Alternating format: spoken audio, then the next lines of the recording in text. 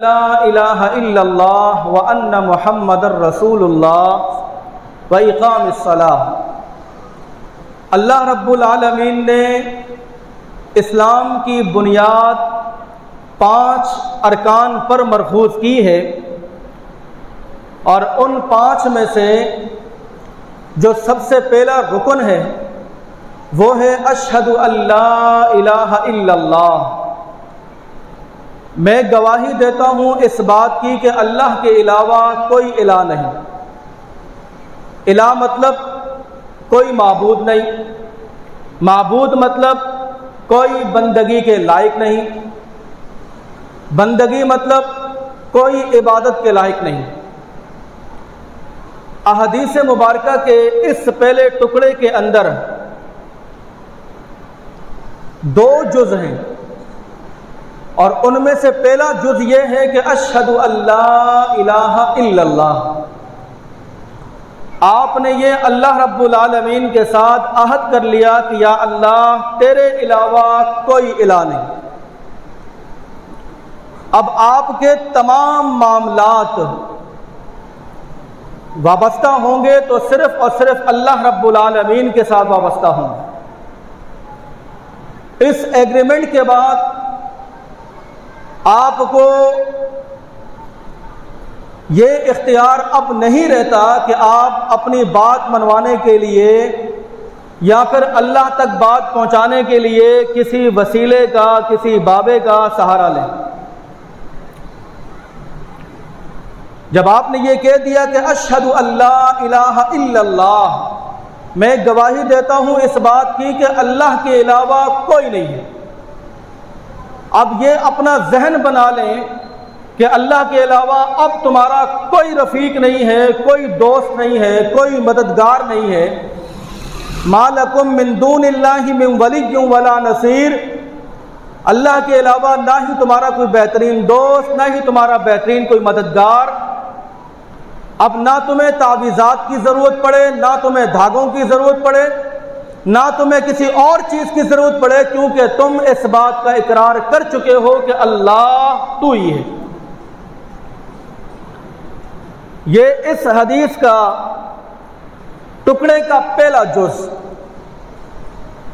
اور اس کا دوسرا جز الا اللہ، مگر اللہ۔ عبادت کس کی جائے گی؟ صرف اور صرف اللہ رب العالمین کی جائے گی۔ اس دنیا کے اندر سب سے عظیم تر انسان اللہ رب العالمین کے بعد اگر کوئی ہے تو وہ امام الانبیاء علیہ الصلاۃ والسلام ہے۔ لیکن قابل احترام دوستو، امام الانبیاء کی عبادت بھی نہیں کی جا سکتی ہے، نہ تعظیماً کی جا سکتی ہے، نہ عبادتاً کی جا سکتی ہے۔ عبادات کے جتنے بھی معاملات ہیں وہ صرف اور صرف خاص ہیں اللہ رب العالمین کے لیے، چاہے وہ 2 رکعت پر مشتمل نماز ہو یا پھر وہ بیت اللہ کا حج ہو، اگر عبادت کی جائے گی تو وہ صرف اور صرف اللہ سبحانہ و تعالی کی جائے گی۔ یہ اس بات کا عہد ہے، اور آپ اپنی ہر رکعت کے اندر اس عہد نامے کو رینیو کرتے ہیں۔ ایاک نعبد و ایاک نستعین، ہم خاص تیری ہی عبادت کرتے ہیں اور خاص تجھ سے ہی مدد مانگتے ہیں۔ اپنے اس ایگریمنٹ کو آپ ہر نماز کے اندر رینیو کر رہے ہوتے ہیں۔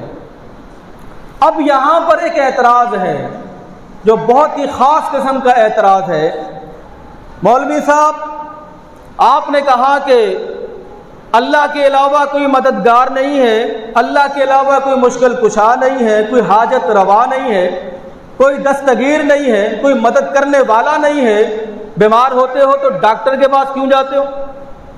جب تمہیں کسی چیز کی ضرورت پڑتی ہے، حاجت ہوتی ہے، تو اپنے عزیز، اپنے دوستوں سے کیوں کہتے ہو کہ یار ہماری مدد کر دو؟ اس وقت تمہیں اللہ یاد نہیں آتا، صرف ممبر پہ کھڑے ہو کر تم یہ ندا بلند کرتے ہو کہ اللہ کے علاوہ کسی سے مدد نہیں مانگنی چاہیے، کسی سے استعانت نہیں حاصل کرنی چاہیے۔ ذرا اس کو سمجھیے گا۔ پہلی چیز یہ ہے، قرآن مجید کا یہ اٹل فیصلہ ہے کہ اللہ کے علاوہ تمہارا کوئی مددگار نہیں۔ پہلا نقطہ کہ جب تم بیمار ہوتے ہو تو ڈاکٹر کے پاس جاتے ہو۔ قابل احترام دوستو، اللہ سبحانہ و تعالی ارشاد فرماتے ہیں فلا تضربوا للہ الامثال، کہ تم اللہ کے معاملے میں دنیا کی مثال نہیں دے سکتے۔ اپنی بات کو ثابت کرنے کے لیے تم دنیاوی چیزوں کی یا دنیا کی مثال تم نہیں دے سکتے اللہ کے لیے، یہ اللہ کا فرمان ہے۔ اور دوسری چیز، بیماری پر ڈاکٹر کے پاس جانا تو علاج اور معالجہ کروانا یہ سنت رسول ہے۔ اللہ کے رسول صلی اللہ علیہ وسلم کے پاس ایک صحابی آتے ہیں اور آ کر کہتے ہیں کہ یا رسول اللہ، میرے بھائی کے پیٹ میں درد ہے۔ کہا کہ اسے شہد پلاؤ، اسے شہد پلاؤ۔ تو اس حدیث سے پتہ چلتا ہے کہ علاج و معالجہ کروانا یہ اللہ کے رسول صلی اللہ علیہ وسلم کی سنت ہے۔ اور دوسری چیز کہ دنیا کے اندر تم ایک دوسرے کے ساتھ تعاون کا کہتے ہو، ایک دوسرے کی تم مدد لیتے ہو، یہ کام تم کر کے خود اللہ رب العالمین کی نافرمانی کر رہے ہیں۔ اعتراض۔ تو اس کا جواب یہ ہے، خالق کائنات خود اس بات کا جواب دیتے ہیں کہ وَتَعَاوَنُوا عَلَى الْبِرِّ وَالتَّقْوَىٰ، نیکی کے کاموں میں، بھلائی کے کاموں میں، خیر کے کاموں میں ایک دوسرے کا تم ساتھ دو، ایک دوسرے کے ساتھ تم تعاون کرو۔ وَلَا تَعَاوَنُوا عَلَى الْإِثْمِ وَالْعُدْوَانِ، اور جہاں معاملہ برائی کا آ جائے، جہاں معاملہ بے حیائی کا آ جائے تو اللہ تمہیں روکتا ہے اس بات پر کہ تم ایک دوسرے کا اب ساتھ نہیں دینا ہے۔ تو اللہ تو خود کہہ رہا ہے، بلکہ قرآن مقدس میں اللہ رب العالمین فرماتے ہیں اسی تعاون کے حوالے سے، مدد کے حوالے سے، وَأَنفِقُوا مِمَّا رَزَقْنَاكُم مِّن قَبْلِ أَن يَأْتِيَ أَحَدَكُمُ الْمَوْتُ، خرچ کرو اس مال میں سے جو ہم نے تمہیں عطا کیا ہے، اس سے قبل کہ موت کا فرشتہ تمہارے دروازے پر آ کر دستک دے۔ سورہ بقرہ کے آغاز میں اللہ رب العالمین نے فرمایا کہ وَمِمَّا رَزَقْنَاهُمْ يُنْفِقُونَ، جو ہم نے تمہیں عطا کیا ہے اللہ کی راہ میں خرچ کرو۔ اور ایک اور مقام پر اللہ رب العالمین نے تاکیداً اس بات کا اظہار کیا ہے، ہَا أَنْتُمْ هَؤُلَاءِ تُدْعَوْنَ لِتُنْفِقُوا فِي سَبِيلِ اللَّهِ فَمِنْكُم مَّن يَبْخَلُ وَمَن يَبْخَلْ فَإِنَّمَا يَبْخَلُ عَن نَّفْسِهِ وَاللَّهُ غَنِيٌّ وَأَنْتُمُ الْفُقَرَاءُ۔ اللہ فرماتے ہیں کہ کیا ہو گیا ہے تمہیں، تمہارے ایمان کو، جب تمہیں بلایا جاتا ہے کہ آؤ اللہ کی راہ میں مدد کرو تو تم بخیلی کا مظاہرہ کرتے ہو۔ وَمَن يَبْخَلْ فَإِنَّمَا يَبْخَلُ عَن نَّفْسِهِ، تو اس معاملے میں جو بخل کا مظاہرہ کرتا ہے در حقیقت اس کی بخیلی اس کے اپنے نفس کے لیے ہوتی ہے۔ اللہ تو مالدار ہے، تو اللہ خود اس بات کی طرف رہنمائی کرتا ہے۔ اچھا، ایک بات کا جواب دیں، کیا اللہ رب العالمین کو قرض کی ضرورت ہے؟ کیا اللہ کو ہمارے قرض کی ضرورت ہے؟ قرآن مقدس میں کئی مقامات پر اللہ نے کہا کہ وَأَقْرِضُوا اللَّهَ قَرْضًا حَسَنًا، تم میں سے ایسا کون ہے جو اللہ رب العالمین کو قرض حسنہ عطا کرے؟ تو آپ کیا کہیں گے کہ ہم اللہ کو قرض دے رہے ہیں؟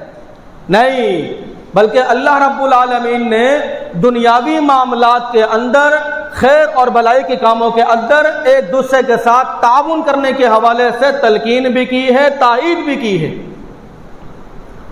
ہاں، یہاں پر اعتراض بنتا ہے کہ جو لوگ اس دنیا فانی سے کوچ کر چکے ہیں، وہ چاہے اپنے وقت کے بہت بڑے ولی اللہ تھے، بہت بڑے متقی تھے، پرہیزگار تھے، حاجی تھے، بہت ہی عمدہ قسم کے لوگ تھے، ان کے جانے کے بعد قرآن مجید کی آیات کے مطابق ہم نہ ان سے مانگ سکتے ہیں، نہ ان سے استداد کر سکتے ہیں، نہ ان کا وسیلہ بنا سکتے ہیں۔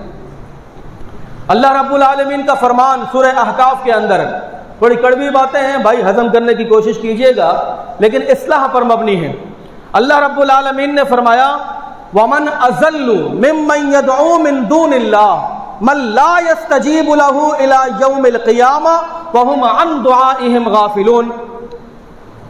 अल्लाह रब्बुल आलमीन ने फरमाया कि उससे बड़ा गुमराह तरीन आदमी कौन है, जिसके पास अकल भी है, इल्म भी है, फहम भी है, फरासत भी है, सोच भी है, दुनियावी सारे मामलात अच्छे अंदाज से करता है, यहां पर आकर उसकी अकल मारी जाती है कि उससे बड़ा गुमराह आदमी कौन सा है कि जो अल्लाह को छोड़कर मिन दूनिल्लाह, कहा जाता है कि मिन दूनिल्लाह से मुराद बुत हैं, मिन दूनिल्लाह यानी अल्लाह के अलावा, अब इसमें लात भी है, मनात भी है, उज़्ज़ा भी है, अल्लाह के अलावा जिन की परस्तिश की जाती है वो सारे मिन दूनिल्लाह के अंदर आ जाते हैं। भाई इबादत सिर्फ बुतों की नहीं की जाती है, थोड़ा इस पे तहकीक करें। इबादत चांद सूरज की भी की जाती है, इबादत आग की भी की जाती है, इबादत सांप और बिच्छू की भी की जाती है, यहां तक कि इबादत इंसान के आला तनासुल की भी की जाती है। अब पढ़ के देखें तो ये लफ्ज मिन दूनिल्लाह ये हमें ये बताता है और हमारा अहद को ताज़ा करता है कि अल्लाह के अलावा जिसकी भी परस्तिश की जाती है, चाहे वो इंसानों में से हो या गैर इंसानों में से हो, मन ला यस्तजीबु लहू इला यौमिल क़ियामा, वो क़यामत तक तुम्हारी पुकार का जवाब नहीं दे सकते। कुरान कहता है सर, या तो ये कड़वी कड़वी आयतें कुरान से निकालो, मीठी मीठी डालो, क़यामत तक तुम्हारी बातों का वो जवाब नहीं दे सकते। वहुम अन दुआइहिम गाफिलून, और अल्लाह ने साथ ये भी कहा कि वो तुम्हारी पुकार से, दुआ से, इल्तिजा से वो गाफिल हैं, उनको नहीं पता चलता कि अगला बंदा क्या पुकार रहा है। तो दुनियावी मामलात के अंदर एक दूसरे के साथ ताउन भी किया जा सकता है, एक दूसरे से मदद भी की जा सकती है, लेकिन जो लोग इस दुनिया फ़ानी से कूच कर चुके हैं उनसे किसी भी तरह का इबादत का मामला, रियाजत का मामला या इल्तिजा का मामला या दुआ का मामला नहीं किया जा सकता। ये इस हदीस का पहला जुज़ है। हदीस का दूसरा टुकड़ा, व अन्ना मुहम्मदर रसूलुल्लाह, और मैं गवाही देता हूं इस बात की कि मोहम्मद कौन है, अल्लाह के रसूल हैं। हदीस के इस टुकड़े के अंदर भी दो